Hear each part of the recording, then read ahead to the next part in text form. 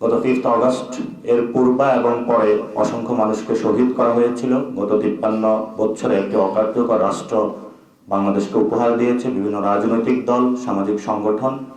আমরা সেখানে দেখেছিলাম সেটা থেকে উত্তরণের জন্য 24-এর ছাত্ররা বুক পেতে দাঁড়িয়েছিল, রক্ত দিয়েছিল, অসংখ্য শহীদ হয়েছিল, আহত হয়েছিল। গত 53 বছরের একটি অকার্যকর রাষ্ট্র থেকে উত্তরণের জন্য এবং যারা শহীদ হয়েছেন, আহত হয়েছেন, তাদের স্বীকৃতির জন্য আমরা 31 তারিখে এবং বাংলাদেশ রাষ্ট্র নতুন করে পুনর্গঠনের জন্য একটি প্রোক্লেমেশন দিতে চেয়েছিলাম, কিন্তু সেখান থেকে সরকার থেকে উদ্যোগ নেওয়া হয়েছে এবং এটা আমরা প্রাথমিকভাবে একটি আমাদের অর্জন মনে করি। তবে আমরা সেই জায়গায় সরকারের সমালোচনাও করি। গত 4টি মাসে সরকারের দৃশ্যমান কোনো এ ধরনের পদক্ষেপ পরিলক্ষিত হয় নাই। এই পরিস্থিতির মধ্য দিয়ে আমরা সকল রাজনৈতিক মহল, পক্ষ গোষ্ঠীকে, বাংলাদেশে যারা গণ অভ্যুত্থানে অংশগ্রহণ করেছিল সকলকে ঐক্যের ডাক জানিয়ে 15 তারিখের মধ্যে জানুয়ারির একটি ডেডলাইনের মধ্য দিয়ে সরকারকে আমরা এর মধ্যে প্রোক্লেমেশন জাতির সামনে উপস্থাপন করার জন্য শহীদ মিনার আহ্বান জানিয়েছিলাম। সেখানে আমরা অনেকগুলো বিষয়ে দাবি জানিয়েছিলাম। এর মধ্যে অন্যতম ছিল বিচার, সংস্কার এবং গণপরিষদ নির্বাচনের বিষয়গুলো সেখানে এসেছে।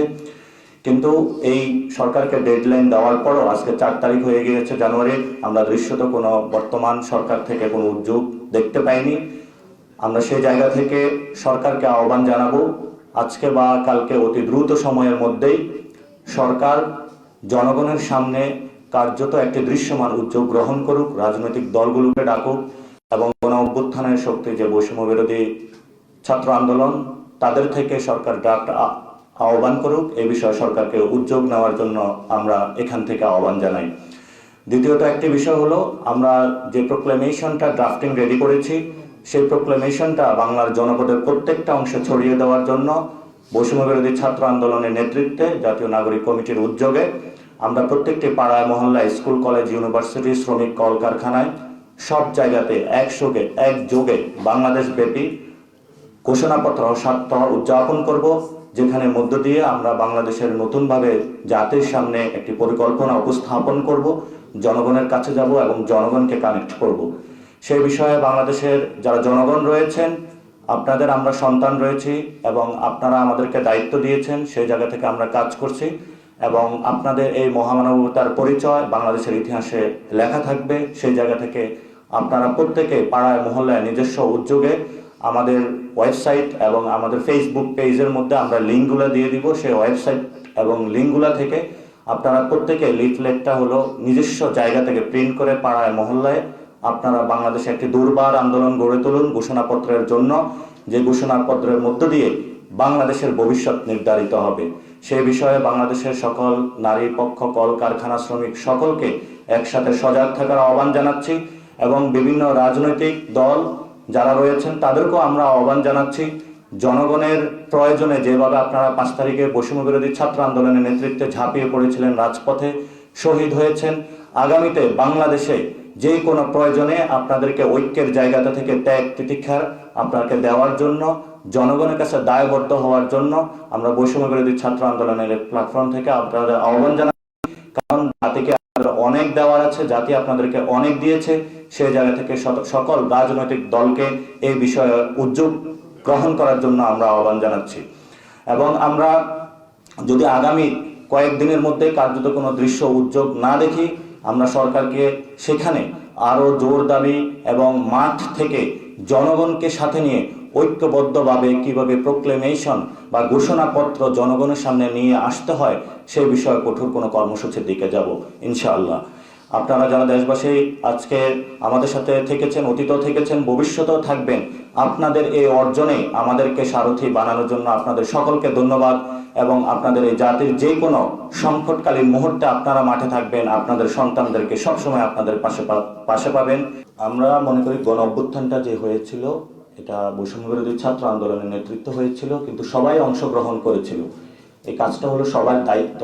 সেই জায়গা থেকে সবাই এই জাতির সংকটময় মুহূর্তে তাদের দায়িত্বগুলো পালন করবে। যারা আমাদের সিনিয়র রাজনীতিবিদ রয়েছেন তারা দীর্ঘ সময় ধরে রাজনীতি করছেন এবং গত 15 বছরে যে জনগণ বাংলাদেশের জন্য লড়াই করছে, অসংখ্যবার গুম হয়েছে, খুন হয়েছে, তাদের দিকে তাকিয়ে হলো এই সংকটকালীন মুহূর্তে মানুষগুলা রক্তের দিকে তাকিয়ে হলো নিজেদের থেকে উদ্যোগ গ্রহণ করা উচিত এবং আমরা সকল পক্ষকেই অতীতেও এই মেসেজটা দিয়েছি।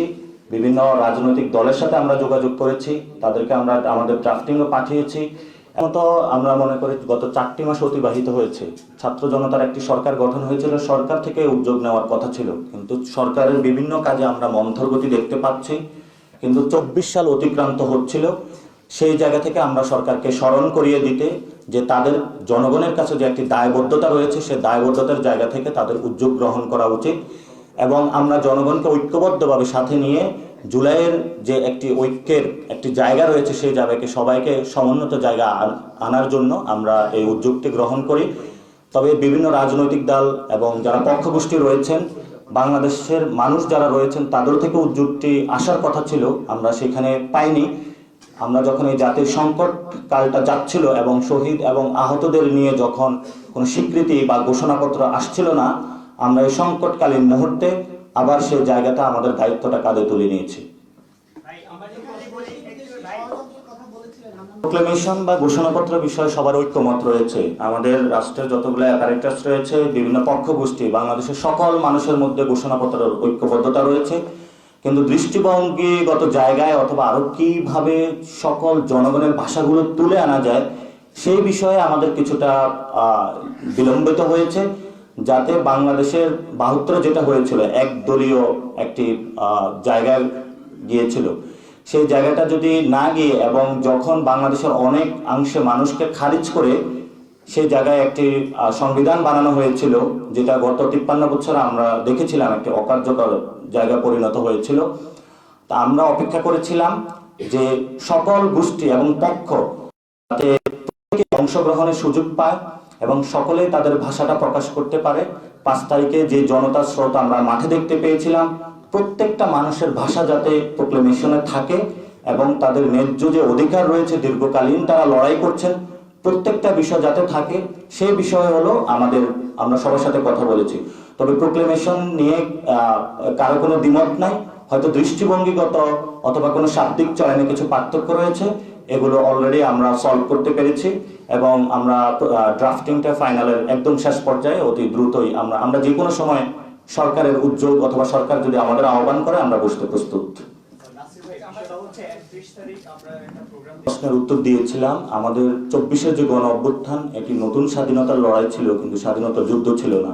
স্বাধীনতা যুদ্ধের আগে প্রোক্লেমেশন থাকে, কিন্তু আমাদের এই গণ অভ্যুত্থানে যারা শহীদ হয়েছিলেন, আহত হয়েছিলেন, গত 53 বছর যে ব্যর্থ রাষ্ট্রের জায়গা থেকে নতুন রাষ্ট্রের পুনর্গঠন, সেই জায়গাতে আমরা কাজ করছিলাম। গত 4 মাসে আমরা বিভিন্ন পক্ষ গোষ্ঠী প্রত্যেকের সাথে জেলা, উপজেলা, গ্রাম, মহল্লা, চায়ের দোকানে আমরা আলাপ করেছি কিভাবে সকল মানুষকে নিয়ে আসা যায়।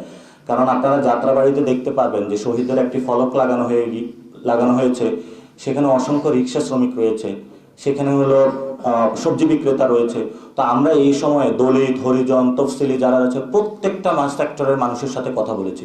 তো এই কথা বলার মধ্য দিয়ে আমরা প্রত্যেকটি ভাষা প্রোক্লেমেশনের মধ্যে চেষ্টা করেছি আনার জন্য।